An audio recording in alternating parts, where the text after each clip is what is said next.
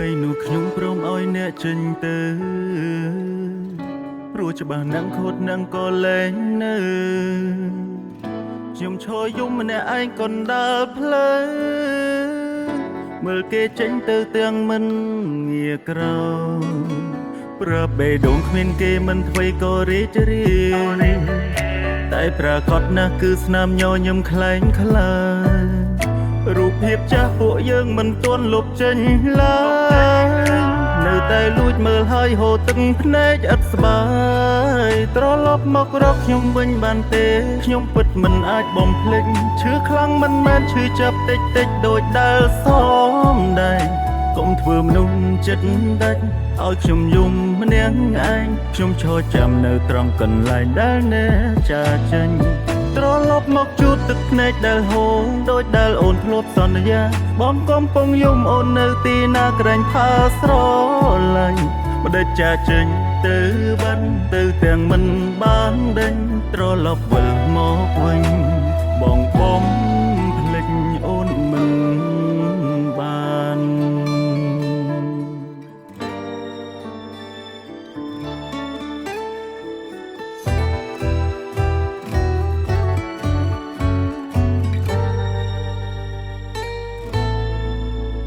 ថ្ងៃនោះខ្ញុំព្រមឲ្យអ្នកចេញទៅ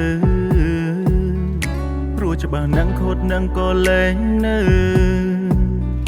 ខ្ញុំឈរយំម្នាក់ឯងកណ្ដាលផ្លូវមើលគេចេញទៅទាំងមិនងាក្រប្រាប់បេះដូងគ្មានគេមិនអ្វីក៏រីករាយតែប្រកាសណាស់គឺស្នាមញញឹមខ្លែងខ្លាយរូបភាពចាស់ពួកយើងមិនទាន់លុបចេញឡើយនៅតែលួចមើលហើយហូរទឹកភ្នែកឥតស្បើយត្រឡប់មករកខ្ញុំវិញបានទេខ្ញុំពិតមិនអាចបំភ្លេចឈឺខ្លាំងមិនមែនឈឺចាប់តិចតិចដូចដែលសមដែរកុំធ្វើមនុស្សចិត្តដាច់ឲ្យខ្ញុំយំម្នាក់ឯងខ្ញុំឈរចាំនៅត្រង់កន្លែងដែលអ្នកចាចេញត្រឡប់មកជួបទឹកភ្នែកដែលហូរដូចដែលអូនធ្លាប់សន្យាបងកំពុងយំអូននៅទីណាក្រែងផាស្រ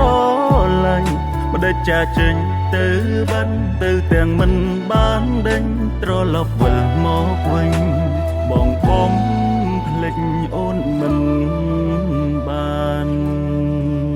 ត្រឡប់មករកខ្ញុំវិញបានទេខ្ញុំពិតមិនអាចបំភ្លេចឈឺខ្លាំងមិនមែនឈឺចាប់តិចតិចដូចដែលស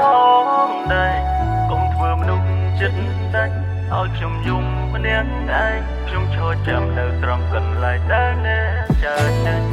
ត្រឡប់មកជួបទឹកភ្នែកដែលហូរដូចដែលអូនធ្លាប់សន្យាបងកំពុងយំអូននៅទីណាក្រែងផាស្រឡាញ់ម្ដេចចាចេញទៅបានទៅទាំងមិនបានដេញត្រឡប់វិលមកវិញបង